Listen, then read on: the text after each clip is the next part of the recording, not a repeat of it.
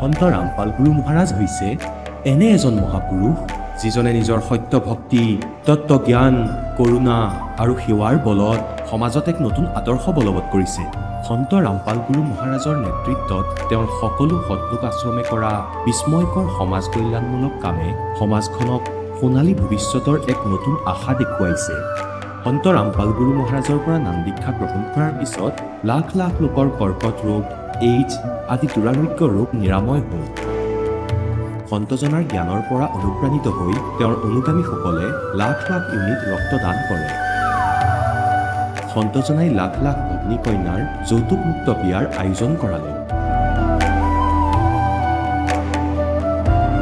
সন্তজনাই লাখ লাখ মানুহক ড্ৰাগছ আসক্তিৰ পৰা মুক্ত কৰিলে। কোটি কোটি ধ্বংসপ্ৰাপ্ত পৰিয়াল শান্তিত লাগিল।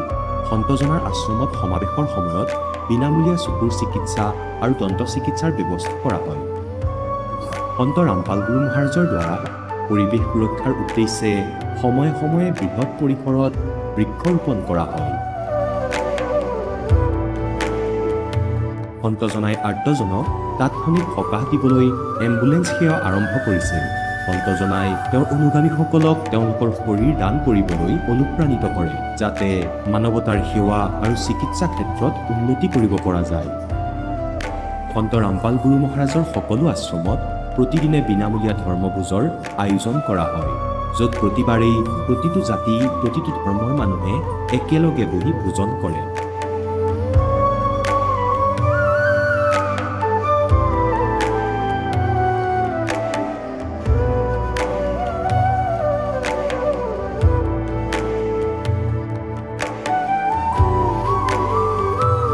সন্ত ৰামপাল গুৰু মহাৰাজৰ আশ্ৰমত সহস্ৰাধিক বৃদ্ধ বৃদ্ধাই শ্ৰদ্ধা আৰু মৰমেৰে জীৱন যাপন কৰাৰ সুযোগ পায়। তেওঁলোকৰ থকা খোৱাৰ আৰু স্বাস্থ্যৰ সম্পূৰ্ণ দায়িত্ব সন্ত ৰামপাল গুৰু মহাৰাজে বহন কৰে।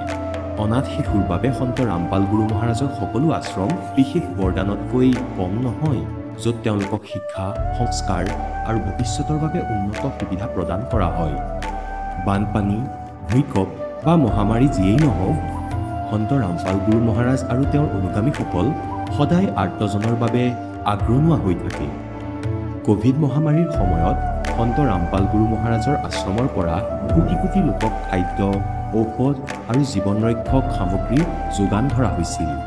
দুখীয়াক সকাহ কৰাই হওক বা যিকোনো শোষিত বা নিপীড়িত শ্ৰেণীৰ অধিকাৰ আৰু মৰ্যাদাৰ বাবে যুঁজ দিয়াই হওক, সন্ত ৰামপাল গুৰু মহাৰাজে সদায় তেওঁলোকৰ সকলো ন্যায্য দাবী চৰকাৰৰ ওচৰলৈ লৈ গৈছে আৰু তেওঁলোকক উপযুক্ত ন্যায় প্ৰদানৰ ক্ষেত্ৰত গুৰুত্বপূৰ্ণ ভূমিকা পালন কৰি আহিছে। সমাজত আধ্যাত্মিক আৰু সামাজিক মূল্যবোধৰ প্ৰতি সজাগতা অনাৰ প্ৰতিটো পদক্ষেপতে সন্ত ৰামপাল গুৰু মহাৰাজ মানৱতাৰ প্ৰকৃত সেৱক হিচাপে প্ৰমাণিত হৈছে। সন্ত ৰামপাল গুৰু মহাৰাজৰ জীৱনে আমাক শিকাইছে যে প্ৰকৃত সেৱা সেইটোহে যিটো নিস্বাৰ্থভাৱে কৰা হয়। আহক আমিও এই মহান সন্তজনৰ এই মহান সেৱাৰ কামত যোগ দিওঁ আৰু সন্ত ৰামপাল গুৰু মহাৰাজৰ পৰা নাম দীক্ষা লৈ আমাৰ জীৱন ধন্য কৰি তোলোঁ।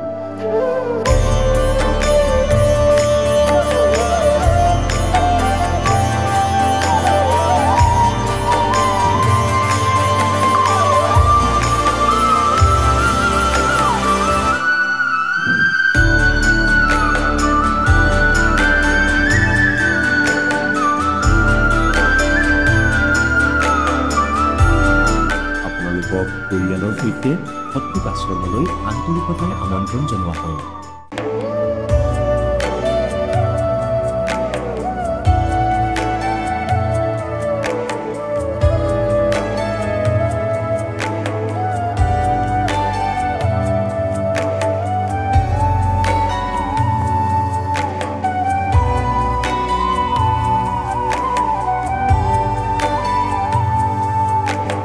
পূৰ্ণ পৰমাত্মাক পাবলৈ আৰু তেওঁৰ পৰা প্ৰকৃত লাভ প্ৰাপ্ত কৰিবলৈ পবিত্ৰ বাইবেলত প্ৰমাণ আছে যে প্ৰভুৱে মানুহক নিজৰেই স্বৰূপত সৃষ্টি কৰিলে, 6 দিনত সৃষ্টি ৰচনা কৰি 7ম দিনত বিশ্ৰাম লৈছিল। কোৰাণ শ্বৰীফত প্ৰমাণ পোৱা গৈছে যে স্বয়ং খুদাই হজৰত মহম্মদক কৈছে যে মই তোমাক সেই পৰমাত্মাৰ মহিমা ক'বলৈ পঠিয়াইছোঁ। সেইজন পৰমাত্মা হৈছে কবীৰ, যিজনে 6 দিনত সৃষ্টি ৰচনা কৰি 7ম দিনত সিংহাসনত আৰোহণ কৰিলে। তেওঁৰ খবৰ কোনোবা বা খবৰ তত্ত্বদৰ্শী সন্তক সুধি চাওকচোন। অনুগ্ৰহ কৰি অৱশ্যেই শুনক জগতগুৰু তত্ত্বদৰ্শী সন্ত ৰামপাল গুৰু মহাৰাজৰ অমৃত বচন। নমস্কাৰ মহাশয়। নমস্কাৰ। কি নাম মহাশয় আপোনাৰ? মোৰ নাম মৃদুমণি কাকতি। আপুনি ক'ৰ পৰা আহিছে? মই অসম ৰাজ্যৰ কামৰূপ জিলাৰ পৰা আহিছোঁ। আপুনি সন্ত ৰামপাল গুৰু মহাৰাজৰ পৰা নাম দীক্ষা কেতিয়া লৈছিল? মই সন্ত ৰামপালজী গুৰু মহাৰাজৰ শৰণলৈ 2018 চনৰ আগষ্ট মাহৰ 27 তাৰিখে আহিছোঁ। আপুনি সন্ত ৰামপাল গুৰু মহাৰাজৰ পৰা নাম দীক্ষা লোৱাৰ আগতে অন্য কিবা ভক্তি সাধনা কৰিছিলনে? তেখেতৰ শৰণলৈ নহাৰ আগতে আমাৰ ঘৰত শংকৰী আছিলে। তাৰপিছত মই কিন্তু সাই বাবা ভক্তি কৰিছিলোঁ, কাৰণ সকলোৱে সেইখিনি সময়ত সাই বাবা খুব মানিছিলে আৰু 9টা বৃহস্পতিবাৰ ব্ৰত কৰিলে ফল পোৱা যায় বুলি কৈছিলে। সেয়েহে মই সাই বাবা ব্ৰত কৰিছিলোঁ আৰু সাই বাবা ভক্তি কৰিছিলোঁ। আপুনি যিহেতু জনালে যে আপুনি সাই বাবাৰ সাধনা কৰিছিল, আপুনি ব্ৰত পালন কৰিছিল, সেই সাধনাৰ দ্বাৰা আপোনাৰ কিবা লাভ হৈছিলনে? সেই ভক্তিৰ দ্বাৰা মোৰ যি মানসিক স্থিতি বহুত বেয়া হৈছিলে, আমাৰ ঘৰত আৰ্থিকভাৱে যিবোৰ সমস্যা আছিলে বা মোৰ যিখিনি পাৰ্চনেল সমস্যা আছিলে, সেই সমস্যাবোৰৰ পৰা মই পৰিত্ৰাণ পোৱা নাছিলোঁ কেতিয়াও। সেইকাৰণে মই ভাবিলোঁ যে এনেকৈ ভক্তি কৰিলে কি হ'ব, মোৰ জীৱনটো মই সেইটো নাজানো। তথাপিও মই যেতিয়ালৈকে সন্ত ৰামপালজী গুৰু মহাৰাজৰ যিহেতু জ্ঞান পোৱা নাছিলোঁ, তেখেত কোন হয় কেতিয়াও চিনি পোৱা নাছিলোঁ, জানা নাছিলোঁ, তেতিয়ালৈকে মই সাই বাবাৰ ব্ৰত ৰাখি আছিলোঁ, ব্ৰত মানি আছিলোঁ, তেওঁৰে ভক্তি কৰি গৈছিলোঁ, কিন্তু মই একো লাভ পোৱা নাছিলোঁ। আপুনি সন্ত ৰামপাল গুৰু মহাৰাজৰ শৰণলৈ কেনেকৈ আহিল? সন্ত ৰামপালজী গুৰু মহাৰাজৰ শৰণলৈ মই আহিলোঁ, মই জ্ঞান গংগা কিতাপখন পাইছিলোঁ। মোক এজন বন্ধুৱে কিতাপখন দিছিলে আৰু সেই কিতাপখন মই কিমান গুৰুত্বপূৰ্ণ সেইখিনি সময়ত বুজি পোৱা নাছিলোঁ। সেয়েহে কিতাপখন মই 3 মাহ ধৰি ৰাখি থৈছিলোঁ, কাৰণ পঢ়া নাছিলোঁ, সময় পোৱা নাছিলোঁ, সেইকাৰণে মই পঢ়া নাছিলোঁ। ইউনিভাৰ্চিটিৰ ক্লাছবোৰ আছিলে, ছেমিনাৰ আছিলে, সেইকাৰণে মই কিতাপখন পঢ়িবলৈ সময় পোৱা নাছিলোঁ। 3 মাহৰ পিছত যেতিয়া মই কিতাপখন পঢ়িছোঁ, তেতিয়া মই উপলব্ধি কৰিব পাৰিছোঁ সঁচাকৈ ইয়াত যিখিনি জ্ঞানৰ কথা কৈছে, সেই জ্ঞান গংগা কিতাপখনত 18 পুৰাণৰ বিষয়ে আছে, লগতে 4 বেদৰ কথা আছে। সেই সকলো শাস্ত্ৰত যে পৰম পিতা পূৰ্ণ ব্ৰহ্ম, আমাৰ সকলোৰে পৰম পিতা কোন হয় সেইটো খুব সুন্দৰকৈ বুজাই দিছে আৰু সৃষ্টি ৰচনাটোৰ কথা খুব সুন্দৰকৈ বুজাই দিছে। লাহে লাহে মই কিতাপখন পঢ়ি বুজি পালোঁ। প্ৰথমতে মই বুজিবলৈ অলপ অসুবিধা পাইছিলোঁ, সেইটো সকলোৱে হয়তো হ'ব পাৰে, নাজানো, মোৰ হৈছে।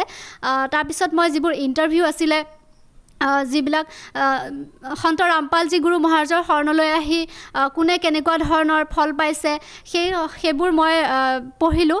পঢ়াৰ পিছতে মোৰ অন্তৰত লাগি গ'ল যে সঁচাকৈ যদি তেওঁৰ শৰণত থাকি মই ভক্তি কৰোঁ, নিশ্চয় মোৰ মানৱ জীৱনটো সফল হ'ব।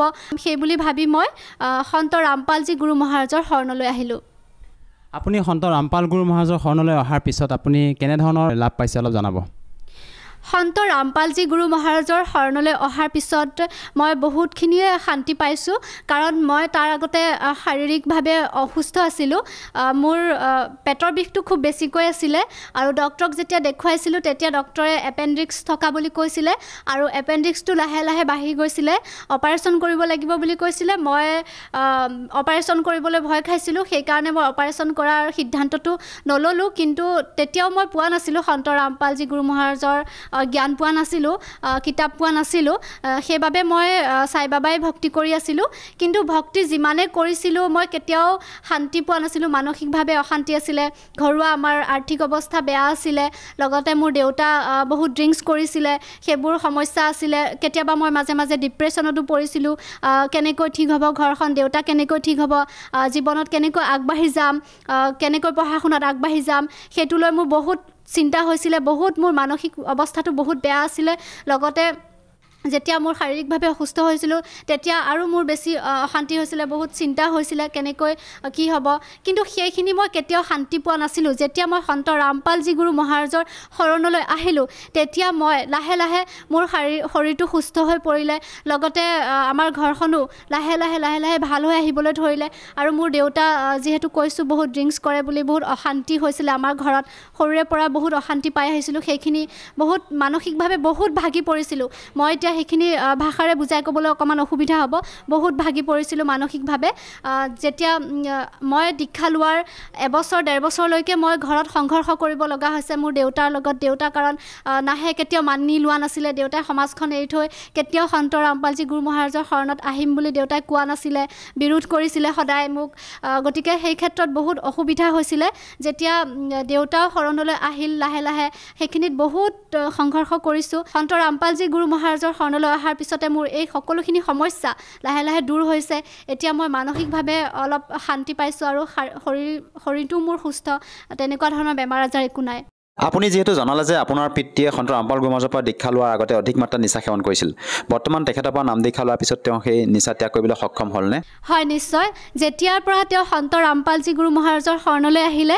তেতিয়াৰ পৰা তেওঁ নিচা নিজে খোৱাটো দূৰৰে কথা তেওঁ নিচা খোৱা ব্যক্তিৰ কাষলৈকো যাব নোৱাৰা হ'ল আগতে আমি তেওঁক যদি কওঁ মদ খাই আহিছে ড্ৰিংকছ কৰি আহিছে বুলি ক'লে ঘৰত উল্টাই বহুত অত্যাচাৰ হৈছিলে বহুত অত্যাচাৰ চলাইছিলে কিন্তু যেতিয়া তেওঁ সন্ত ৰামপালজী গুৰু মহাৰাজৰ শৰণলৈ আহিলে তেওঁ নিচা খোৱা ব্যক্তিৰ কাষলৈ যাব নোৱাৰা হ'ল তেওঁ বমি আহিবলৈ ধৰে তেওঁ নিজেই কয় যে মই অমুকৰ ওচৰলৈ যাব নোৱাৰোঁ ড্ৰিংকছ কৰি আহিছে ইমান বেয়া গোন্ধাইছে তেনেকৈ কয় দেউতা নিজে যাব নোৱাৰা হ'ল কিন্তু তাৰ আগতে সন্ত ৰামপালজী গুৰু মহাৰাজৰ শৰণলৈ নহাৰ আগতে দেউতাক আমি বহুত ব্যৱস্থা লৈছিলোঁ ড্ৰিংকছ এৰিবৰ কাৰণে বহুত ঔষধ খুৱাইছিলোঁ আৰু সেইটো দেউতাই সেইটো গম নাপায় আমি মনে মনে কিছুমান কাম কৰিছিলোঁ ঔষধ খুৱাইছিলোঁ মদটো এৰিবৰ কাৰণে কিন্তু দেউতাই কেতিয়াও এৰিব পৰা নাছিলে আৰু কেতিয়াবা শপতো খাইছিলে এৰিম বুলি কিন্তু কেতিয়াও এৰিব পৰা নাছিলে দিনে দিনে অশান্তিবোৰ বাঢ়ি গৈছিলে যেতিয়া সন্ত ৰামপালজী গুৰু মহাৰাজত দীক্ষা ল'লে সেই দিনটোৰ পৰা তেওঁ বেয়া বস্তুৰ কাষলৈ যাব নোৱাৰা হ'ল সেই কথাটোলৈ আমাৰ বহুত আচৰিত লাগিছে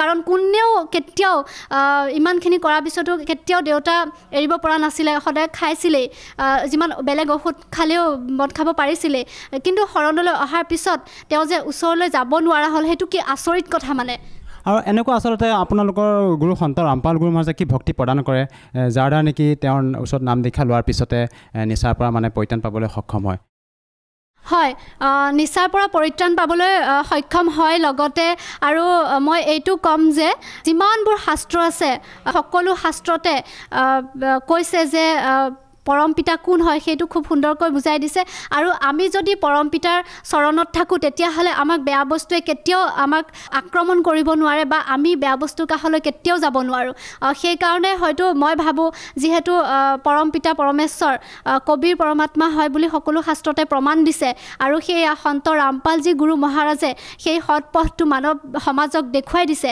আৰু সন্ত ৰামপালজী গুৰুৰ চৰণত থাকি আমি যদি ভালদৰে ভক্তি কৰি যাওঁ তেতিয়াহ'লে কেতিয়াও বেয়া বস্তু ওচৰলৈ যাব নোৱাৰে আৰু সেই প্ৰমাণটো মই মোৰ নিজৰ ঘৰতে পাইছোঁ কাৰণ দেউতাই এতিয়া বেয়া বস্তুৰ কাষলৈ কেতিয়াও যাব নোৱাৰে এইটো আমি ঘৰতে প্ৰমাণ পাইছোঁ গতিকে এইটো প্ৰমাণ হৈ গৈছে তেওঁ মানৱ সমাজলৈ যি জ্ঞান প্ৰচাৰ কৰিছে সেয়া শাস্ত্ৰ অনুকূল ভক্তি হয় গতিকে এই শাস্ত্ৰ অনুকূল ভক্তি যিয়ে গ্ৰহণ কৰিব তেওঁ সদায় সুখী হৈ থাকিব এই সংসাৰত মহাশয় চৰকাৰে যিটো কাম কৰিব পৰা নাই সেই কামটো সন্ত ৰামপাল গুৰু মহাৰাজে কৰি দেখুৱাইছে আৰু বৰ্তমান সময়ত আমাৰ যুৱ প্ৰজন্মৰ নিচাৰ প্ৰতি যি আসক্তি দ্ৰুতগতিত বৃদ্ধি পোৱা দেখা গৈছে তেনে ক্ষেত্ৰত আপুনি যুৱ প্ৰজন্মক কি বাৰ্তা দিব বিচাৰে তেওঁলোকেও যাতে সন্ত ৰামপাল গুৰু মহাৰাজৰ জ্ঞান বুজি উপকৃত হ'ব পাৰে হয় নৱপ্ৰজন্মলৈ মই এইটোৱে ক'ব বিচাৰিম কিয়নো বহুতে আজিকালি নিউজবোৰত দেখাই পাওঁ যে প্ৰত্যেক দিনাই ইমানে যুৱ প্ৰজন্ম নিচাৰ প্ৰতি আসক্ত হৈ পৰিছে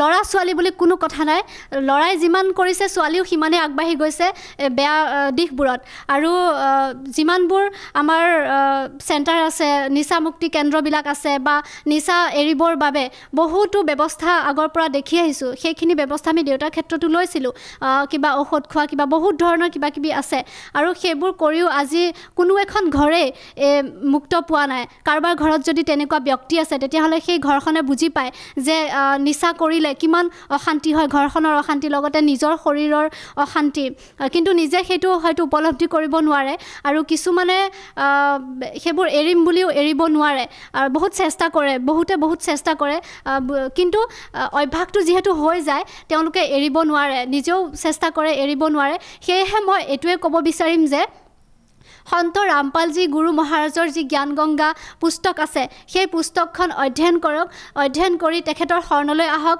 তেখেতে যি জ্ঞান দিছে সেই জ্ঞান গ্ৰহণ কৰক গ্ৰহণ কৰি তেখেতৰ চৰণত থাকি সৎ ভক্তিৰ পথেৰে সৎ ভক্তি কৰি যাওক তেতিয়া নিশ্চয় এই বেয়া বস্তুবোৰ কেতিয়াও গ্ৰহণ কৰিব নোৱাৰিব সকলোৱে ভাল পথলৈ আহিব পাৰিব বুলি মই ভাবোঁ আৰু লগতে ধুনীয়াকৈ ভক্তি কৰি মানৱ জীৱনটো সফল কৰিব পাৰিব মহাশয়া আপুনি এগৰাকী শিক্ষিত মহিলা হিচাপে মই আপোনাৰ পৰা আৰু এষাৰ কথা জানিব বিচাৰিছোঁ যিহেতু যৌতুকৰ দৰে কুপ্ৰথাৰ বাবে বৰ্তমান সময়ত আমাৰ মহিলাসকলক হেয় দৃষ্টিৰে চোৱা হয় ভ্ৰূণ হত্যা কৰাও দেখা যায় আৰু লগতে যৌতুকৰ দৰে কুপ্ৰথাৰ বাবে সমাজত বিভিন্ন ধৰণৰ ঘটনা সংঘটিত হোৱা দেখা যায় এই ক্ষেত্ৰত আপুনি কি ক'ব বিচাৰে যে সন্ত ৰামপাল গুৰু মহাৰাজে যৌতুকৰ দৰে কুপ্ৰথাক নাশ কৰিবৰ কাৰণে যি প্ৰচেষ্টা অব্যাহত ৰাখিছে হয় তেখেতে প্ৰচেষ্টা চলাই আছে যৌতুক মুক্ত বিবাহ প্ৰচলন কৰি আছে আৰু এই বিবাহ মাত্ৰ 17 মিনিটতে সম্পূৰ্ণ হৈ যায় তাত কোনো ধৰণৰ বেন পাৰ্টি নালাগে কোনো ধৰণৰ টকা পইচা খৰচ কৰিব নালাগে মাথো লাগিব পৰমাত্মাৰ আশীৰ্বাদ থাকিব আৰু কোনো ধৰণৰ মেকআপ কৰিব নালাগে এই সকলোবোৰ আমি ত্যাগ কৰি আমি তেখেতৰ শৰণত থাকিলে 17 মিনিটতে আমাৰ বিবাহখন সম্পন্ন হ'ব কিয়নো বৰ্তমান সময়ত দেখিবলৈ পোৱা যায় বিবাহ যি যৌতুক প্ৰথা চলি আছে সেই প্ৰথাৰ বাবে বহুতো নাৰী বহুতো যুৱতী আজি আত্মহত্যাৰ বলি হ'ব লগা হৈছে বহুতো যৌতুকৰ বাবে বহুতো নাৰী আজি কিমান অথলে যাব লগা হৈছে বা পিতৃ মাতৃসকলৰ কিমান কষ্ট উপাৰ্জন কিমান কষ্ট কৰিব লগা হৈছে সেইটো সকলোৱে বুজি পায় আৰু সেয়েহে ছোৱালী থকা ঘৰকেইখনৰ বহুত ছোৱালী এজনী বিয়া দিবৰ বাবে বহুতো কষ্ট হয় নিজৰ ধন সম্পত্তি মাটি বাৰী বিক্ৰী কৰি এজনী ছোৱালী যৌতুক দিব লগা হয় ছোৱালীজনীৰ ওপৰত যৌতুক দিব লগা হয় কিন্তু ইমানখিনি কৰাৰ পিছতো সেই ছোৱালীজনী গৈ পেলাই যৌতুকৰ অত্যাচাৰ সহিব নোৱাৰি শেষত আত্মহত্যাৰ মুখামুখি হ'ব লগা হয় তেনেকুৱা ধৰণৰ আচলতে বাতৰিবোৰে বহুত দুখ দিয়ে যেতিয়া প্ৰত্যেক দিনাই তেনেকুৱা ধৰণৰ এটা নিউজ পাওঁ বা বহুত বেয়া লাগে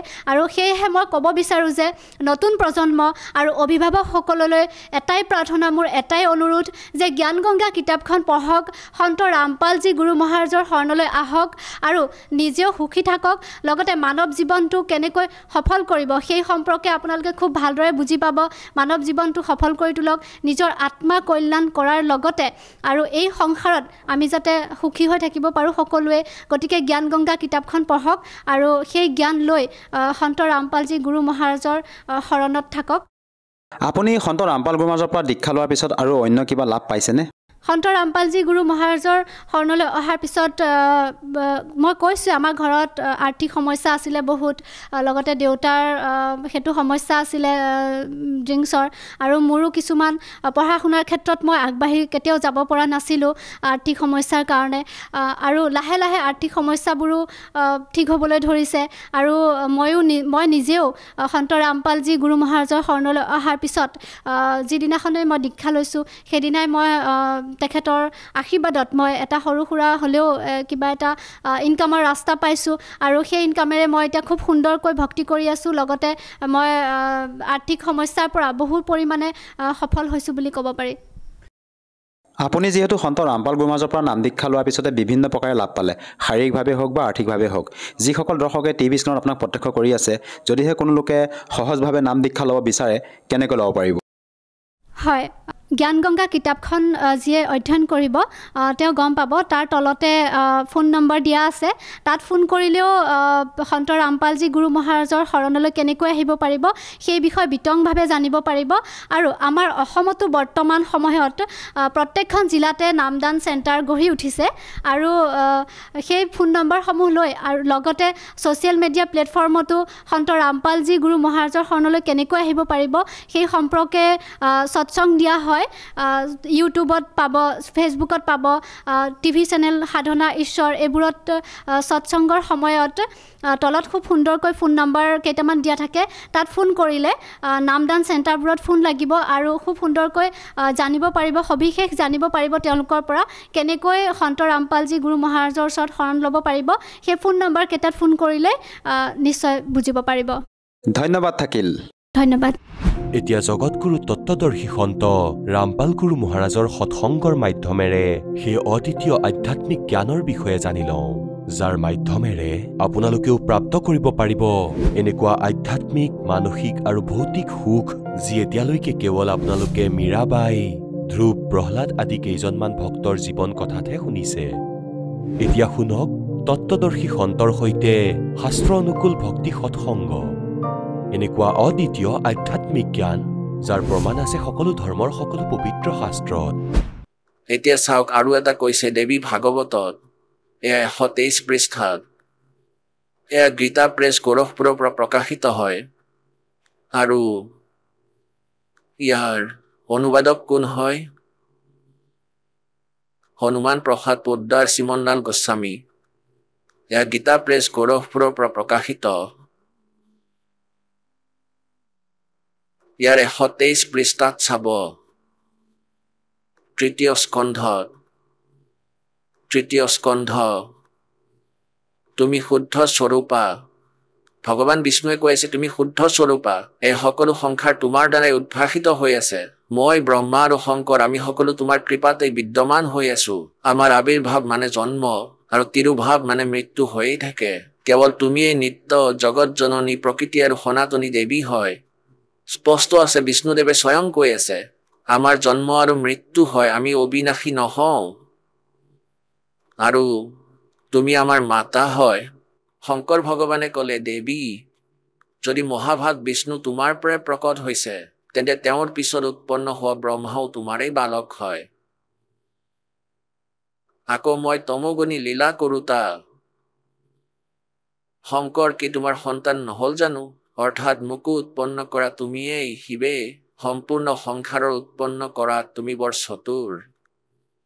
এই সংসাৰৰ সৃষ্টি স্থিতি আৰু সংহাৰত তোমাৰ গুণ সদায় সমৰ্থ হয়। সেই 3 গুণৰ পৰা উৎপন্ন।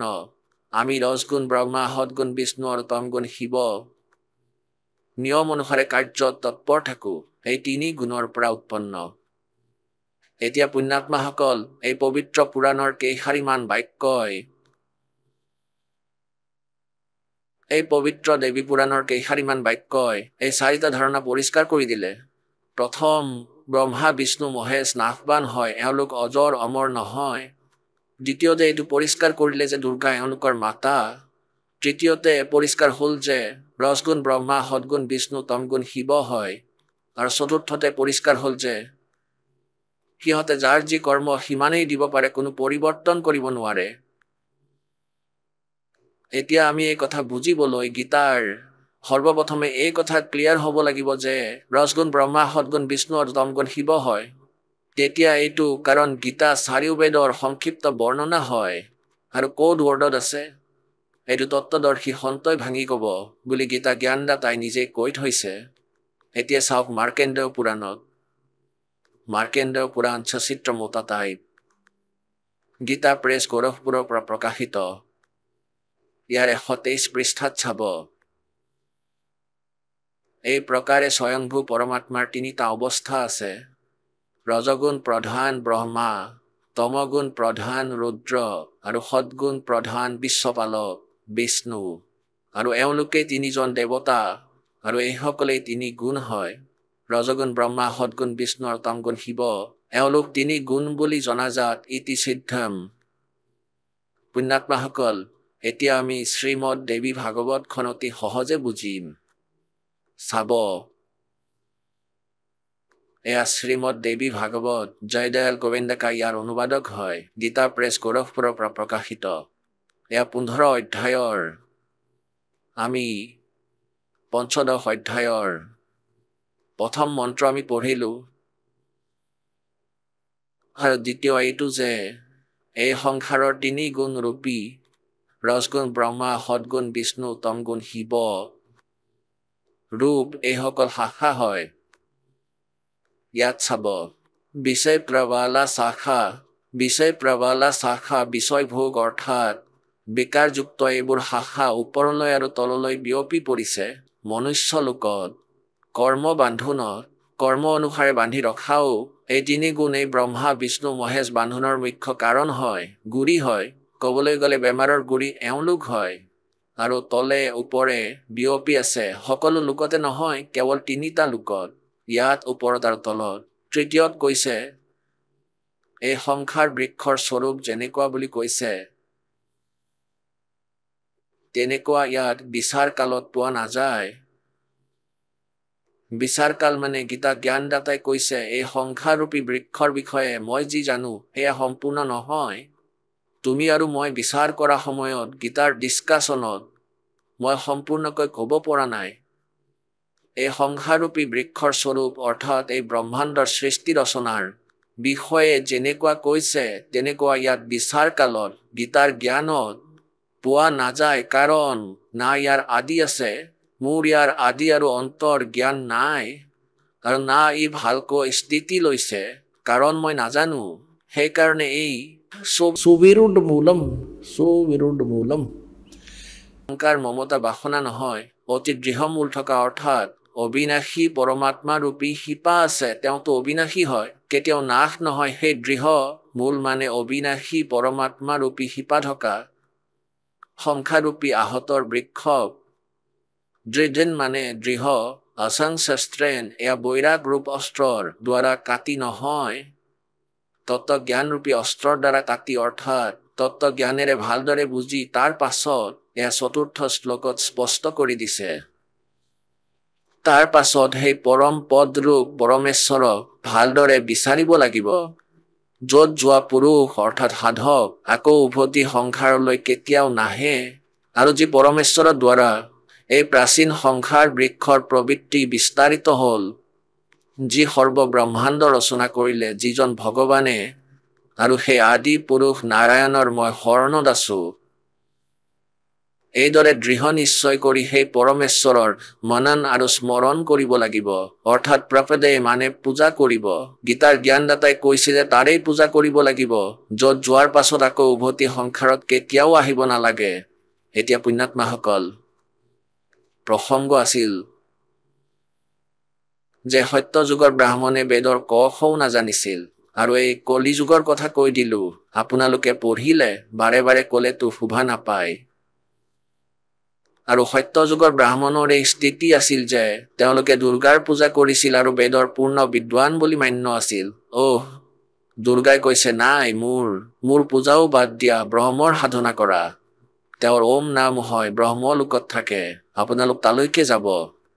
আৰু ব্ৰহ্মই কয় নাই, ময়ো নাশবান হওঁ, মোৰো জন্ম মৃত্যু হয়, আৰু তোমালোকৰো জন্ম মৃত্যু হয়। এইটো 15 অধ্যায়ৰ 1 পৰা 4 নম্বৰ শ্লোকত স্পষ্ট কৰি দিছে যে তোমালোকে তত্ত্বদৰ্শী সন্তৰ পৰা এই জ্ঞান প্ৰাপ্ত কৰি, আৰু তাৰ পাছত পৰমেশ্বৰৰ এই পৰম পদক বিচাৰিব লাগিব, য'ত যোৱাৰ পাছত আকৌ কেতিয়াও জন্ম মৃত্যু নহয়। এতিয়া চাওক গীতা অধ্যায় নম্বৰ 4 শ্লোক নম্বৰ 5 আৰু 9 দেখুৱাম আপোনালোকক। অধ্যায় নম্বৰ 4 আৰু এয়া শ্লোক নম্বৰ 5 ইয়াত আছে। ইয়াৰ অনুবাদ ইয়াত কৰা আছে, হে পৰন্তপ অৰ্জুন, মোৰ আৰু তোমাৰ বহুত জন্ম হৈ গ'ল। হে পৰন্তপ অৰ্জুন, মোৰ আৰু তোমাৰ বহুত জনম হৈ গ'ল। সেইবোৰ তুমি নাজানা, মই জানো। এতিয়া 9, এয়া 4ৰ্থ অধ্যায়ৰ 9মটো। হে অৰ্জুন, মোৰ জন্ম আৰু কৰ্ম দিব্য অৰ্থাৎ অলৌকিক হয়। অধ্যায় নম্বৰ 2 শ্ৰীমদ ভাগৱত গীতা আৰু শ্লোক 12। এনেকুৱাও নহয় যে মই কোনো কালত নাছিলো, অথবা তুমি নাছিলা, অথবা এই ৰজাবোৰ নাছিল, আৰু এনেকুৱাও নহয় যে আগলৈ আমি নাথাকিম। স্পষ্ট হৈ গ'ল, এইটো গীতা জ্ঞানদাতাই কয় যে আমি আগতেও আছিলো। এনেকৈ নাভাবিব যে আগতে নাছিলো বা আগলৈ নাথাকো, আগলৈও জন্ম মৃত্যু হৈয়ে থাকিব। এতিয়া 17 শ্লোকত 2য় অধ্যায়ৰ 17 নং শ্লোক চাব। ইয়াত কৈছে যে নাশ ৰহিত তেওঁক জানিবা, যাৰ দ্বাৰা এই সম্পূৰ্ণ জগত দৃশ্যবৰ্গ ব্যাপ্ত আছে। এই অবিনাশী বিনাশ কৰিবলৈ কোনো সমৰ্থ নহয়। এতিয়া 18 অধ্যায়ৰ শ্লোক 62 এই কাৰণে কোৱা হৈছে, অৰ্জুন তুমি সৰ্বভাৱেৰে সেই পৰমেশ্বৰৰ শৰণত যোৱা। 18 অধ্যায়ৰ 62 নম্বৰ শ্লোকত, হে অৰ্জুন সকলো প্ৰকাৰে সেই পৰমেশ্বৰৰ শৰণত যোৱা। সকলো প্ৰকাৰে মানে সকলোৰে পূজা ত্যাগ কৰি তেওঁৰ শৰণত যোৱা। সেই পৰমাত্মাৰ কৃপাত হে তুমি পৰম শান্তি আৰু সনাতন পৰম ধাম প্ৰাপ্ত কৰিবা আকৌ তোমাৰ জন্ম মৃত্যু নহব পুণ্যাত্মাসকল কিছুমান ভগতে এইটো ভাবে যে সন্ত ৰামপালে ব্ৰহ্মা বিষ্ণু মহেশ্বৰ আলোচনা কৰে নাই নহয় আৰু এইটো কয় যে ব্ৰহ্মা বিষ্ণু মহেশ্বৰ পূজা এৰুৱাই দিয়ে পুণ্যাত্মাসকল না আমি কিবা এৰিব লাগে আমি কেৱল আমাৰ সাধনাক শাস্ত্ৰ অনুকূল কৰিব লাগিব যেনেকৈ আমাৰ সদগ্ৰন্থত লিখা আছে যাৰ দ্বাৰা আমাৰ লাভ হয় যেনেকৈ সংসাৰ ৰূপী এটা বৃক্ষ আছে এতিয়া আপোনালোকে দেখিছে আৰু পুণ্যাত্মাসকল ধৰি লওক আপোনালোকে আমৰ পুলি ৰুব আপোনালোকে কোনো ভক্তি কৰ্ম কৰিব লাগে আমৰ পুলি ৰুব লাগে তেন্তে কেনেকৈ ৰুব তাৰ শিপা ভাগ গামলাত ৰুব বা মাটিত গাঁত খান্দি শিপা ভাগ পুতি থব আৰু শিপাত পানী দিব মূলত শিপাত অৰ্থাৎ মূলত পানী দিলে সংসাৰ ৰূপী পুলি ডাঙৰ হ'ব আকৌ ডালত ফল ধৰিব ফল লাগিব পৰমাত্মাই কয় अक्सर पुरुष एक पेड़ है निरंजन वा की डार और तीनों देवा शाखा हैं ये पात रूप संसार এতিয়া চাব এয়া সিধাকৈ ৰোপণ কৰা ভক্তি ৰূপী পুলি এইটো হ'ল এটা পুলি ৰোপণ কৰাৰ প্ৰপাৰ ৱে সঠিক বিধি এইটো হয় তলৰ ফালে শিপা আছে পুলিৰ শিপা ভাগ মাটি বা গামলাত ৰোপণ কৰিছে ইয়াক আকৌ গাঁত খান্দি মাটিত ৰোপণ কৰা হ'ব আৰু আকৌ শিপাৰ পূজা কৰিব ইয়াৰ পৰা কি হ'ব যে এই সকলো থাল ঠেঙুলি বাঢ়িব এই দেৱতাসকল আৰু আমি কি কৰি আছো আমি উল্টা কৰি আছো আমি ব্ৰহ্মা বিষ্ণু মহেশ অৰ্থাৎ থাল ঠেঙুলিৰ পূজা আৰম্ভ কৰি দিছো আৰু মূলৰ পূজা এৰি দিছো আমি সাধনা শাস্ত্ৰ বিৰুদ্ধে আৰম্ভ কৰিছো আৰু পৰমাত্মাই ইয়াকে কৈছিল দাসেও ইয়াকে কৈ আছো পৰমেশ্বৰে কৈছিল যে এইটো এনেকৈ কৰিবা एक कै साधे सब सदे है सब साधे सब जावे সকলোৰে সাধনা কৰা মানে সকলো নাশ কৰা পুলি নুঠিবই মৰহি যাব एक कै साधे सब सदे এটাৰ সাধনা কৰিলে গোটেই পুলিটো প্ৰফুল্লিত হৈ যাব और सब साधे सब जावे মালি অৰ্থাৎ জনা বুজা ব্যক্তিজন যিয়ে সঠিক পদ্ধতিৰ লগত পৰিচিত থাকে माली सींचे मूल को हो वो फल फूल गोय চাওকচোন কিমান সহজভাৱে কৈ দিছে পৰমাত্মাই যে এটাৰ সাধনা কৰিলে সকলোৰে সাধনা হৈ যায় অৰ্থাৎ পুৰা কাম হৈ যাব মূল ভগৱানৰ পূজা কৰিলে और सब साधे सब जावे এয়াতো নাশ কৰি দিলে ভক্তিৰ আৰু আমি এনেকুৱাই কৰি আছো সঁচাকৈ এনে সাধনাই কৰি আছো গীতা আৰু বেদৰ অনুসৰি নকৰি মনে সজা সাধনা কৰি আছো এতিয়া আপোনালোকক দেখুৱাম গীতা অধ্যায় নম্বৰ 3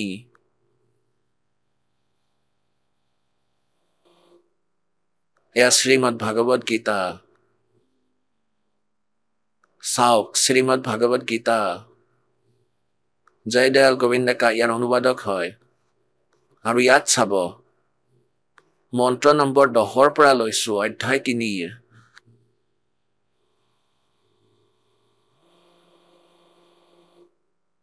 10 কৈছে প্ৰজাপতিয়ে এই ব্ৰহ্মা এনেই লিখিছে ঠিক আছে চলিব প্ৰজাপতি ব্ৰহ্মাই কল্পৰ আদিতে যজ্ঞৰ সহিতে প্ৰজাক ৰচনা কৰি তেওঁলোকক ক'লে যে তোমালোক এই যজ্ঞৰ দ্বাৰা যজ্ঞ মানে শাস্ত্ৰ অনুকূল সাধনাৰ দ্বাৰা বৃদ্ধি প্ৰাপ্ত হোৱা আৰু এই যজ্ঞ অৰ্থাৎ শাস্ত্ৰ অনুকূল সাধনা তোমালোকৰ ইচ্ছামতে ভোগ প্ৰদানকাৰী হওক এতিয়া 11 নম্বৰত কি কৈছে এই যজ্ঞৰ দ্বাৰা দেৱতাসকলক উন্নত কৰা আৰু সেই দেৱতাসকলে তোমালোকক উন্নত কৰিব এইদৰে নিস্বাৰ্থভাৱে ইজনে আনজনক উন্নত কৰি থাকি তোমালোকে পৰম কল্যাণ প্ৰাপ্ত কৰিবা 12 আকৌ কৈছে তৃতীয় অধ্যায়ৰ শ্লোক 12 যজ্ঞৰ দ্বাৰা শাস্ত্ৰ অনুকূল সাধনাৰ দ্বাৰা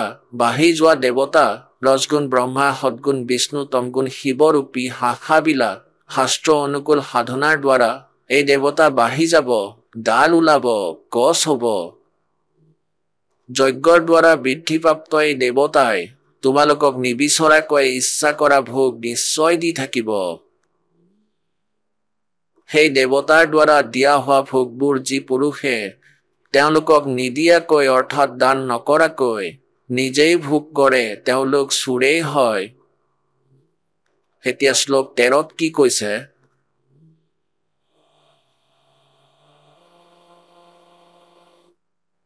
যজ্ঞৰ ৰাহি অন্ন খোৱা শ্ৰেষ্ঠ পুৰুষ সকলো পাপৰ পৰা মুক্ত হৈ যায়। যি পাপী লোক তেওঁলোকে নিজৰ শৰীৰ পোষণ কৰিবলৈহে অন্ন বনায়, তেওঁলোকে পাপকেই খায়। এতিয়া 14 আৰু 15 এয়া লিখা আছে, সম্পূৰ্ণ প্ৰাণী অন্নৰ পৰা উৎপন্ন হয়। অন্নৰ উৎপত্তি বৃষ্টি অৰ্থাৎ বৰষুণৰ পৰা হয়। বৃষ্টি যজ্ঞৰ দ্বাৰা হয় আৰু যজ্ঞ বিহিত কৰ্মৰ পৰা উৎপন্ন হয়। বিহিত কৰ্ম অৰ্থাৎ শাস্ত্ৰ অনুকূল সাধনাৰে যজ্ঞ সঠিক হয় আৰু কৰ্ম সমুদায় অৰ্থাৎ কৰ্মক তুমি ব্ৰহ্ম উদ্ভৱম। ইয়াত এওঁলোকে বেমেজালি কৰি দিলে। ইয়াত লিখি দিলে বেদৰ পৰা উৎপন্ন নহয়, ব্ৰহ্মৰ পৰা উৎপন্ন। কালৰ লোকত আহিলে আমাৰ এই কৰ্ম কৰিব লাগিব। আমি কৰ্ম কৰিলেই পাম, বিনা কৰ্মত একোৱেই পোৱা নাযাব। গতিকে ব্ৰহ্মৰ পৰা এই কৰ্ম লাগে। আৰু ব্ৰহ্মৰ উৎপত্তি অৰ্থাৎ জ্যোতি নিৰঞ্জন কালৰ উৎপত্তি। ইয়াত ব্ৰহ্ম মানে বেদ ভুল লিখিছে। জ্যোতি নিৰঞ্জন কাল অৰ্থাৎ ব্ৰহ্মক অবিনাশী পৰমাত্মাৰ পৰা অৰ্থাৎ পৰমক্ষৰ ব্ৰহ্মৰ পৰা উৎপন্ন হোৱা বুলি জানিবা। তেওঁৰ পৰা উৎপন্ন হোৱা কাল ব্ৰহ্ম। ইয়াৰ পৰা সিদ্ধ হৈ যে সৰ্বগতম ব্ৰহ্ম সৰ্বব্যাপী পৰমক্ষৰ পৰমাত্মাহে সদায় যজ্ঞত প্ৰতিষ্ঠিত। সকলো ধাৰ্মিক অনুষ্ঠানত শাস্ত্ৰ অনুকূল সাধনাত এই পৰমক্ষৰ ব্ৰহ্মই পৰমক্ষৰ পৰমাত্মা বা পৰমক্ষৰ ব্ৰহ্ম সৰ্বগতম ব্ৰহ্মই হে প্ৰতিষ্ঠিত। তেওঁ उसी को इष्ट मान के पूजा करनी चाहिए। उसी को उस संसार रूपी पौधे के मूल को पूजना चाहिए, फिर वो सबको लाभ होता है। अब दिखाते हैं। अभी आपने क्या पढ़ा? गीतार अध्याय नम्बर 3 और श्लोक नम्बर 10 কৈছে যে আৰম্ভণি কল্পৰ আদি প্ৰজাপতি ব্ৰহ্মাই কৈছিল যে তোমালোকে ধাৰ্মিক শাস্ত্ৰ অনুকূল সাধনা কৰা আৰু ইয়াৰ জৰিয়তে তোমালোকে ইচ্ছানুযায়ী ভোগ পাবা।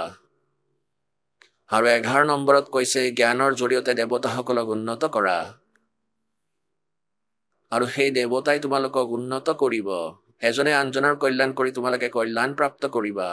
এতিয়া 12 নম্বৰত লিখা আছে যে যজ্ঞৰ দ্বাৰা বঢ়োৱা দেৱতাই তোমালোকক বিনা বিচৰাতে ইচ্ছিত ভোগ দি থাকিব আৰু পাছত তেওঁলোকৰ পৰা পোৱা আৰু তোমালোকে যদি তাৰ পৰা দান নকৰা তেন্তে তোমালোক এজন চোৰ।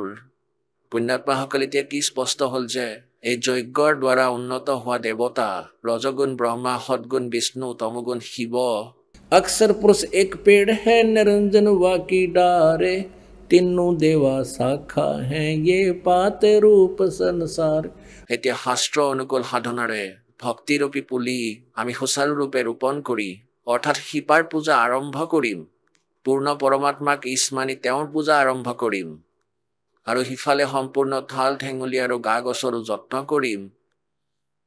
আৰু তেতিয়া এদিন এজোপা বৃক্ষলৈ ৰূপান্তৰিত হ'ব, আমৰ গছ।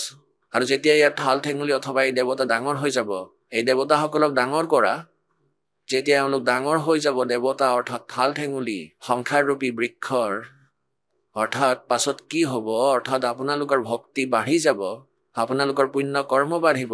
এই পূৰ্ণ পৰমাত্মাৰ ভক্তি শাস্ত্ৰ অনুকূলভাৱে কৰিলে শুভ কৰ্ম হ'ব আৰু সেই সকলো শুভ কৰ্মৰ ফল আপোনালোকক ইয়াত ব্ৰহ্মা বিষ্ণু মহেশ্বৰে দিব। থ্ৰু প্ৰপাৰ চেনেল আহিব, এনে পোৱা নাযায়। গতিকে ইয়াত না ব্ৰহ্মাদেৱক ত্যাগ কৰা যায়। যেনেকৈ ইয়াত চাওক এই সংসাৰৰূপী বৃক্ষৰ অৰ্থাৎ পুলিৰ আকৌ চাওক ইয়াত এতিয়া পুণ্যাত্মাসকল আমি পূজাটো কৰিম ইষ্ট ৰূপত পৰমাত্মাৰ এতিয়া আপোনালোকে গীতাৰ অধ্যায় নম্বৰ 3:14-15 পঢ়িছে যে সেই সৰ্বগতম ব্ৰহ্ম পৰমাক্ষৰ ব্ৰহ্মই সমূহ যজ্ঞত প্ৰতিষ্ঠিত তেওঁকে ইষ্ট ৰূপত পূজিব লাগিব তাৰ পাছতে শুভ সংস্কাৰ হ'ব আৰু এই শুভ সংস্কাৰ পাছতে ব্ৰহ্মা বিষ্ণু মহেশ্বৰ তাত আহিব আৰু আমিতো এই পাক ৰূপ আমি এওঁলোকৰ পৰা আগত আছো আমি যি পাম আমাৰ শুভ সংস্কাৰ হ'ব এই প্ৰকাৰে পূৰ্ণ পৰমাত্মাক ইষ্ট মানি পূজা কৰিম আৰু সেইবোৰৰ প্ৰতিফল ব্ৰহ্মা বিষ্ণু মহেশ্বৰৰ ওচৰত আহিব এতিয়া এই ঠাল ঠেঙুলি ডাঙৰ হৈ যাব সম্পূৰ্ণ গছত পৰিণত হ'ব তেতিয়া ব্ৰহ্মা বিষ্ণু মহেশ ৰূপী এই শাখাবোৰত আমৰ ফল লাগিব ফলেৰে ভৰপূৰ হৈ পৰিব আৰু এই সুচাৰু সাধনা কৰিলে এই ঠাল ঠেঙুলিয়ে নিবিচৰাকৈ ফল দি থাকিব অৰ্থাৎ শাস্ত্ৰ অনুকূল সাধনা পূৰ্ণ পৰমাত্মা পৰম অক্ষৰ ব্ৰহ্ম কবীৰদেৱক ইষ্ট ৰূপ মানি আমি তেওঁক পূজা কৰিম তেতিয়া এই ব্ৰহ্মা বিষ্ণু মহেশ্বৰে তিনি দেৱতাৰূপী শাখাই আমি নিবিচৰাকেও ফল দিব নিজেই দিব এতিয়া কোনোবাই যদি এয়া কয় যে সংসাৰৰূপী বৃক্ষই পুলি লগাই ললো আৰু সিপাক পূজা কৰো তেন্তে এই ঠাল ঠেঙুলিবোৰ কাটি পেলাম নেকি এওঁলোকৰ প্ৰয়োজনীয়তা কি তেতিয়া ব্ৰহ্মা বিষ্ণু মহেশ্বৰ আমাৰ অভিন্ন অংগ কিন্তু আমি ভুল সাধনা কৰাৰ ফলত সকলো ইউজলেছ কৰি দিলো এনে কৰাৰ ফলত ব্ৰহ্মা বিষ্ণু মহেশ্বৰৰ পূজা কৰিবলৈ ধৰিছো পৰমক্ষৰ ব্ৰহ্ম অৰ্থাৎ মূল শিপাক এৰি দিছো আমি আমাৰ ভক্তি নাশ কৰি পেলাইছো শাস্ত্ৰবিধি ত্যাগ কৰি মনৰ মতে পূজা কৰে গীতাৰ অধ্যায় নম্বৰ 16 শ্লোক নম্বৰ 23 কোৱা হৈছে যে তেওঁৰ কোনো ইউজ নাই না তেওঁৰ কোনো সুখ হয় তেওঁৰ কোনো গতি হয় না তেওঁৰ কোনো সিদ্ধি প্ৰাপ্ত হয় ইউজলেছ এতিয়া আমি এনেকুৱা কৰি আছো আৰু পৰমাত্মাই এয়াই কৈছিলে আৰু দাসেও কবিৰ পৰমেশ্বৰৰ দ্বাৰা কোৱা এই জ্ঞান আপোনালোকক কৈ আছে যে আপোনালোকে ইষ্ট ৰূপত কবিৰ পৰমাত্মাক পূজা কৰক এই সাধনা কৰক আৰু তেতিয়া এই ভক্তিৰূপী বৃক্ষৰ পৰা আপুনি আপোনাৰ শুভ সংস্কাৰ হৈ ব্ৰহ্মা বিষ্ণু মহেশ্বৰৰ ওচৰত যাব তেওঁলোকে নিবিচৰাকৈ আপোনালোকক দি দিব ভৰপূৰ হৈ পৰিব অৰ্থাৎ আপোনালোকক ইমান ধন দিব যি আপোনালোকৰ সৎ সাধনাৰে হ'ব এতিয়া আকৌ এবাৰ চাওক শ্ৰীমদ দেৱী ভাগৱত এতিয়া আপোনালোকক আৰু এবাৰ শুনাইছো এতিয়া গীতাৰ অধ্যায় নম্বৰ 3 আকৌ চাওক সহজতে বুজি পাই যাব মোৰ এই দাসৰ উদ্দেশ্য হ'ল যে আপোনালোকক এনেকুৱা ৰং দিও এই সৎ গ্ৰন্থৰে কাৰণ আজি আমি কম্পিউটাৰ বনাই লৈছো মানৱে আৰু এই সৎ গ্ৰন্থটো অতি সহজতে বুজিব লাগিব বুজি পাই যাম এয়া শ্ৰীমদ ভাগৱত গীতা অধ্যায় নম্বৰ 3 শ্লোক নম্বৰ 10 আকৌ পঢ়ক প্ৰজাপতি ব্ৰহ্মাই কল্পৰ আদিত যজ্ঞ সহিত প্ৰজাসকলক ৰচি কৈছিলে যে তোমালোকে এই যজ্ঞৰ জৰিয়তে অৰ্থাৎ শাস্ত্ৰ অনুকূল সাধনাৰ দ্বাৰা বৃদ্ধি প্ৰাপ্ত কৰা তোমালোকৰ আধ্যাত্মিক উন্নতি এনেকৈ হ'ব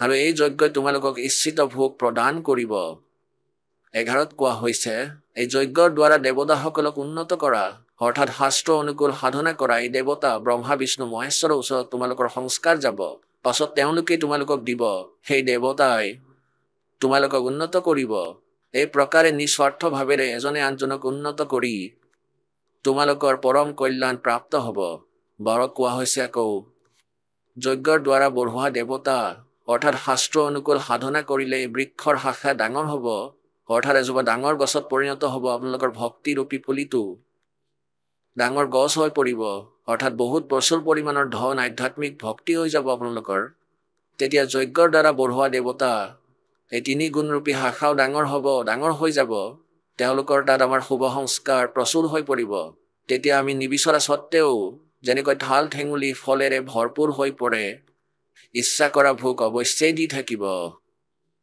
আৰু ইয়াৰ দ্বাৰা ভগৱানে আপোনালোকক যি পৰিমাণে ধন দিছে আৰু ইয়াৰ পৰা যদি আপুনি কিছু পৰিমাণে দান নকৰে তেন্তে এই বিষয়ে কোৱা হৈছে সেই দেৱতাসকলৰ দ্বাৰা দিয়া হোৱা ভোগ যিজন পুৰুষে ইয়াক নিদিয়ে অৰ্থাৎ আকৌ সৎ সাধনা নকৰে দান নকৰে তেন্তে তেওঁ এজন চোৰ এতিয়া 13 আকৌ কৈছে যজ্ঞৰ পৰা বাচি যোৱা অন্ন খাওঁতা যেনেকৈ ইয়াত পৰমাত্মা কবীৰদেৱক ইষ্ট মানি ভোগ লগোৱা হয় আৰু এই প্ৰসাদ থৈ দিয়া হয় প্ৰথমতে পৰমাত্মাৰ ভোগ উলিয়াই ৰাখি আপোনালোকক সৎসংগৰ পাছত ভোগ বিতৰণ কৰা হয় সেই যজ্ঞৰ পৰা বাচি যোৱা অন্ন পৰমাত্মাক ভোগ লগোৱাৰ পিছত বাচি যোৱা অন্ন খাওঁতা শ্ৰেষ্ঠ পুৰুষ সকলো পাপৰ পৰা মুক্ত হৈ যায় আৰু যিসকল পাপী লোকে কেৱল শৰীৰ পোষণ কৰিবলৈ অন্ন ৰান্ধে সেইসকল লোকে পাপ ভক্ষণ কৰি আছে যিসকলে দান ধৰ্ম নকৰে।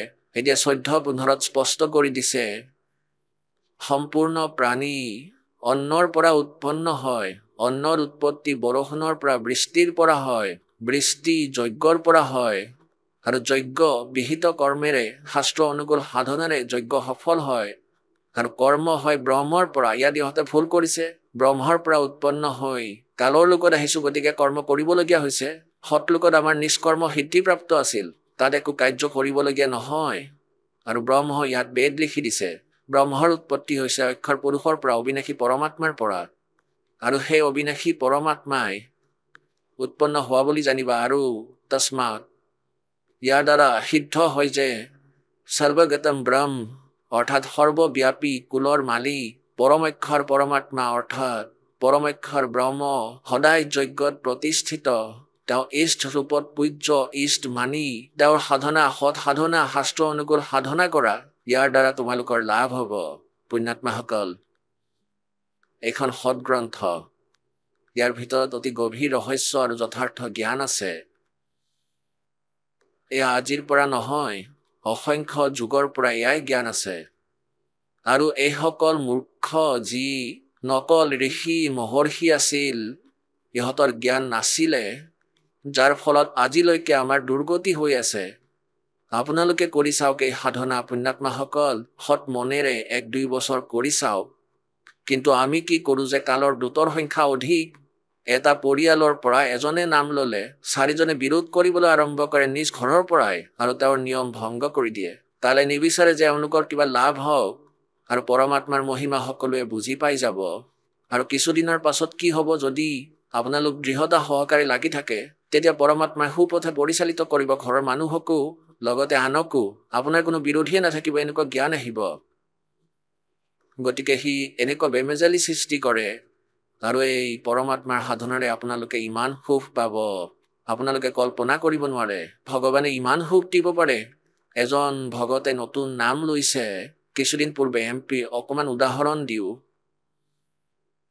এইজন ভগত হ'ল ত্ৰিলোক দাস বৈৰাগী, গাঁও ডিমৰখেৰা, জিলা কটনি, মধ্যপ্ৰদেশৰ বাসিন্দা। সেই ভগত আজি ইয়ালৈ আহিছে, আৰু এবাৰ সন্মুখত আহক, অকণমান দেখাওঁ তেওঁ কি কৈছে। যে মই এতিয়া নাম লৈছিলোঁ 2010, 27 অৰ্থাৎ 1 বছৰ হৈ গৈছে প্ৰায়। 27/6/2010 নাম লৈছিলে তেওঁ এখন চিঠি লিখি দিছিলে, আৰু তেওঁ নিজেও তেওঁৰ বিষয়ে আপোনালোকক ক'ব। পুণ্যাত্মাসকল, আপোনালোকে এই কথা সত্য বুলি মানক। এই পৰমাত্মাৰ সভাত সেই সুখ আপোনালোকে ফ্ৰী অফ কষ্ট হিচাপে পাব, ফ্ৰীতে পাব। কিন্তু সেই সকলে পাব যিসকলে দৃঢ় হৈ সম্পূৰ্ণ নিয়ম পালন কৰি ভগৱানৰ ভক্তি কৰিব। তাৰপিছত চাব তেখেতে কি কৈছে। মই ত্ৰিলোক দাস বৈৰাগী, মোৰ গাঁও টিমৰখেৰা, জিলা কটনি, মধ্যপ্ৰদেশৰ বাসিন্দা। মই 27/6/2010 চনত নাম লৈছিলোঁ। মই যেতিয়া নাম লৈছিলোঁ তেতিয়া মই জনা নাছিলোঁ যে নাম দান নহয়, বৰঞ্চ মই অমৃত লৈ আছোঁ। মোৰ কথা আপোনালোকৰ অতি ৰঞ্জিত লাগিব, কিন্তু মই গুৰুদেৱৰ চৰণৰ শপত খাই কৈছোঁ। ইয়াত মই যি অনুভৱ কৰিছোঁ বা যিবোৰ প্ৰমাণ মোৰ সন্মুখত আছে, এইবোৰ মই কল্পনা কৰা নাছিলোঁ। ইয়াৰ পৰা মোৰ যি লাভ হৈছে তেওঁ কৈছে মই কল্পনা কৰা নাছিলোঁ। মোৰ সতে এনেকুৱা আশ্চৰ্য কাণ্ড হ'ব।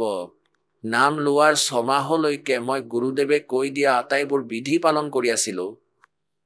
হঠাৎ 6 মাহৰ পাছত মোৰ এবছৰীয়া ল'ৰাৰ বেমাৰ হ'ল, যাৰ জন্ম 5জনী ছোৱালীৰ পিছত হৈছিল। মই মোৰ ল'ৰাৰ চিকিৎসা প্ৰায় এমাহ ধৰি MBBS ডাক্তৰৰ পৰা কৰি আছিলোঁ, কিন্তু এমাহলৈকে মোৰ ল'ৰা সুস্থ নহ'ল। হঠাৎ এদিন ল'ৰাটোৰ ৰাতিপুৱা 9মান বজাত চকু বন্ধ হৈ গ'ল। আহক আমি এতিয়া সেই শ্ৰদ্ধালুসকলৰ অনুভৱবোৰ জানো, যিসকলে জগতগুৰু তত্ত্বদৰ্শী সন্ত ৰামপাল গুৰু মহাৰাজৰ পৰা দীক্ষা প্ৰাপ্ত কৰিছে তথা তেওঁ কোৱা ভক্তি মাৰ্গ এওঁলোকে অৱলম্বন কৰি আছে। নমস্কাৰ। নমস্কাৰ। কি নাম আপোনাৰ? মোৰ নাম নীতু মেহতা। ক'ৰ পৰা আহিছে আপুনি? হয়, মই গাঁও ঘাংৰি, জিলা হাজাৰিবাগ, ঝাৰখণ্ডৰ পৰা আহিছোঁ। ঠিক আছে, এইটো কওক যে সন্ত ৰামপালদেৱ মহাৰাজৰ পৰা নাম দীক্ষা কেতিয়া ল'লে আপুনি? মই সন্ত ৰামপালদেৱ মহাৰাজৰ পৰা নাম দীক্ষা 7 ফেব্ৰুৱাৰী 2016 লৈছিলোঁ। সন্ত ৰামপালদেৱ মহাৰাজৰ সৈতে কিয় জড়িত হ'ল আপুনি? হয়, মই সন্ত ৰামপালদেৱ মহাৰাজৰ পৰা মই তেওঁৰ বহুত অভিজ্ঞতা, টিভিত যে আহে তেওঁৰ সৎসংগ, তাতে বহুত অভিজ্ঞতাৰ কথা কয়, মই সেইবোৰ চাইছিলোঁ। তেতিয়া তেওঁৰ প্ৰতি আকৰ্ষিত হৈছিলোঁ, লাভ পায় বুলি। প্ৰথমতে মই তেওঁৰ পৰা লাভ পাবৰ বাবে নাম দীক্ষা লৈছিলোঁ। লাভ পালেনে? হয়, মই লাভ পাইছোঁ। কি লাভ পালে? হয়, পোনপ্ৰথমে যেতিয়া মই পঢ়া শুনা আৰম্ভ কৰিছিলোঁ, জনা হৈছিলোঁ, মানে যেতিয়াৰ পৰা ভালদৰে পঢ়া শুনা আৰম্ভ কৰিছিলোঁ 5ম শ্ৰেণীৰ পৰা, তেতিয়াৰ পৰা মই শ্ৰেণীত ভাল নম্বৰ অনা নাছিলোঁ। আৰু সেইবাবে মই বিচাৰিছিলোঁ যে 12ত যাতে মই ভাল পাৰ্চেণ্টেজ পাওঁ, ভাল পাৰ্চেণ্টেজেৰে পাছ হওঁ। সেইবাবে মই সন্ত ৰামপালদেৱ মহাৰাজৰ পৰা নাম দীক্ষা লৈছিলোঁ যাতে ভাল পাৰ্চেণ্টেজ পাওঁ। যেতিয়া গুৰুদেৱৰ পৰা নাম দীক্ষা ল'লোঁ সন্ত ৰামপালদেৱ মহাৰাজৰ পৰা, তেতিয়া মোৰ ভাল পাৰ্চেণ্টেজ আহিলে 12ত। মই কেতিয়াও ফাৰ্ষ্ট হোৱা নাছিলোঁ, কিন্তু 12ত ফাৰ্ষ্ট ৰেংক আহিলে, সেয়াও 71.2%। আৰু আমাৰ ঘৰত সকলোৱে সন্ত ৰামপালদেৱ মহাৰাজৰ দ্বাৰাই উপদেশী। গতিকে আমাৰ ঘৰত মোৰ দেউতাৰ যি বিজনেছ আছে, সেই বিজনেছতো বহুত কিবা কিবি লাভ পাইছে। আমাৰ ঘৰত আগতে বহুত কিবা কিবি প্ৰব্লেম হৈছিলে, মাৰ প্ৰায়ে বেমাৰ হৈ আছিলে, সেইকাৰণে আধা পইচাটো ডক্টৰকে দিবলগীয়া হৈছিলে। গতিকে ঘৰত কণ্ডিশ্যন ভাল নাছিলে ফাইনেন্সিয়েল। তাৰ উপৰি যেনে ধৰক ঘৰত এখন স্কুটি লোৱাৰ কথা ভাবি আছিলোঁ।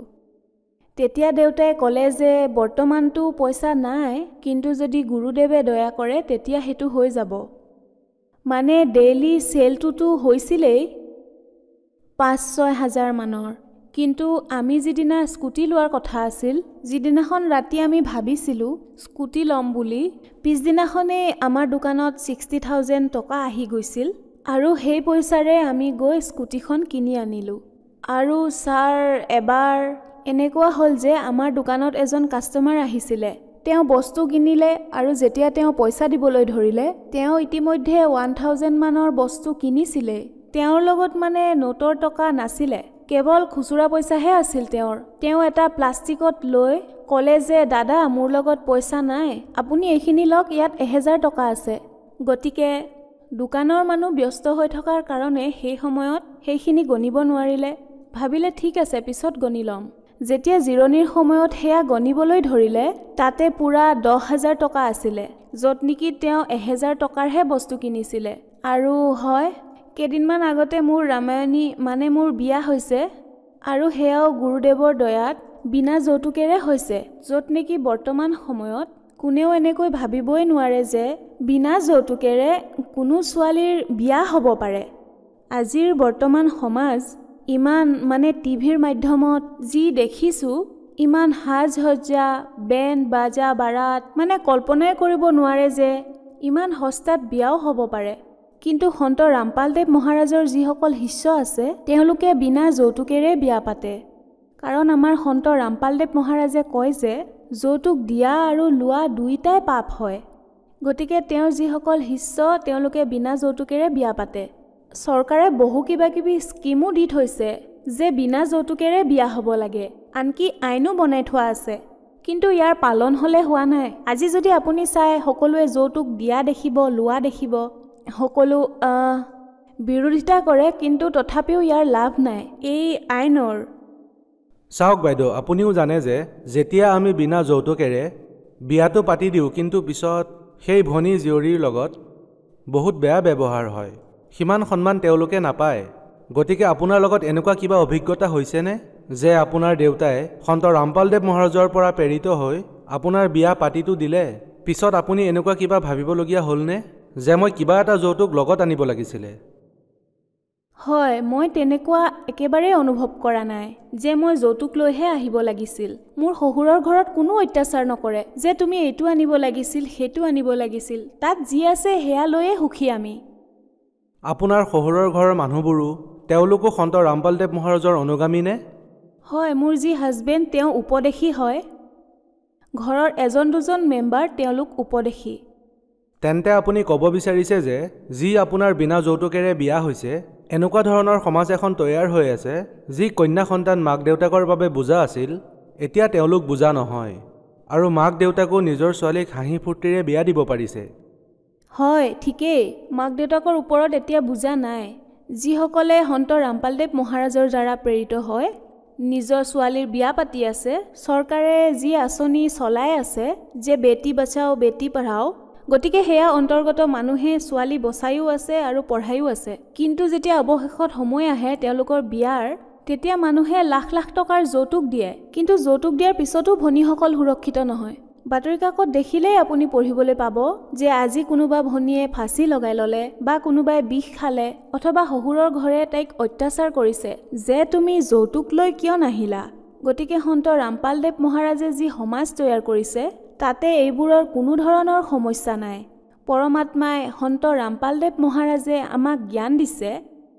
এই সমস্যাৰ সমাধানো সন্ত ৰামপালদেৱ মহাৰাজে উলিয়াইছে যে বিনা যৌতুকেৰে বিয়া কৰাব লাগে।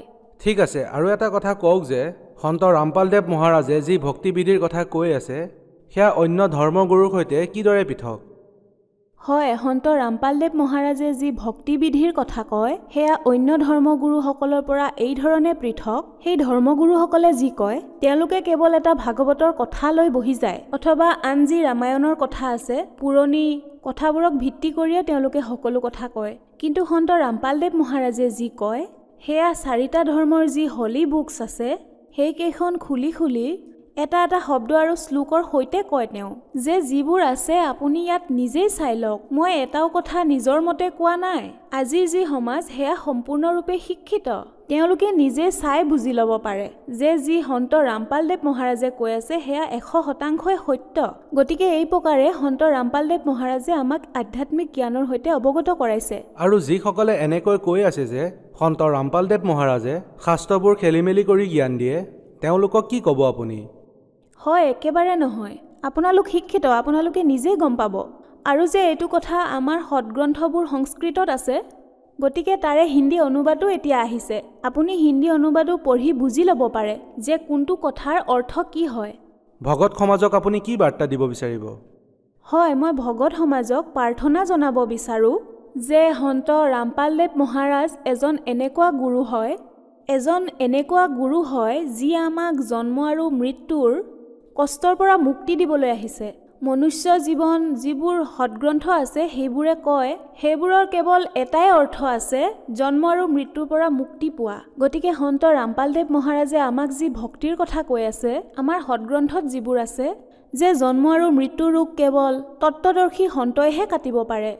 গতিকে গীতাৰ অনুসৰি তত্ত্বদৰ্শী সন্ত আমাৰ গুৰু সন্ত ৰামপালদেৱ মহাৰাজে হয়, যিয়ে আমাৰ বেদ শাস্ত্ৰ গীতাৰ প্ৰমাণ সহিতে ভক্তিৰ কথা কৈ আমাক জন্ম আৰু মৃত্যুৰ পৰা মুক্তি প্ৰাপ্ত কৰিবৰ বাবে সেই সৎ মন্ত্ৰ, সেই সৎ ভক্তিৰ কথা কয়, যাৰ দ্বাৰা জন্ম আৰু মৰণৰ সেই কষ্টৰ পৰা মুক্তি পাব পাৰোঁ। গতিকে যিসকলে সন্ত ৰামপালদেৱ মহাৰাজৰ সৈতে জড়িত হ'ব বিচাৰে তেওঁলোকে নাম দীক্ষা কেনেকৈ ল'ব পাৰিব?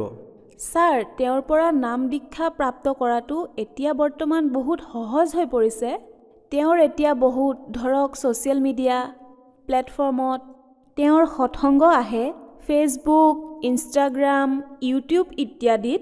আপুনি যদি ইউটিউবত গৈও সন্ত ৰামপালদেৱ মহাৰাজ সৎসংগ বুলি লিখি দিয়ে তেতিয়া তাত তেওঁৰ 1000টা ভিডিঅ' আহি যাব সৎসংগৰ। আপোনালোকে তাতো চাব পাৰে।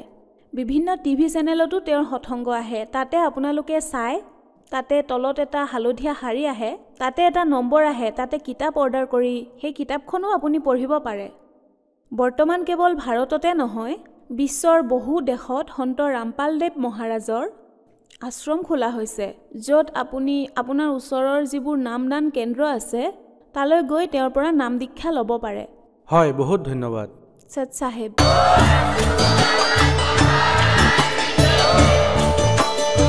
Oh আপুনি শুনি আছিলে জগতগুৰু তত্ত্বদৰ্শী সন্ত ৰামপাল গুৰু মহাৰাজৰ মংগল প্ৰবচন। অধিক জানিবৰ বাবে ভিজিট কৰক www.jagatgururampalji.org।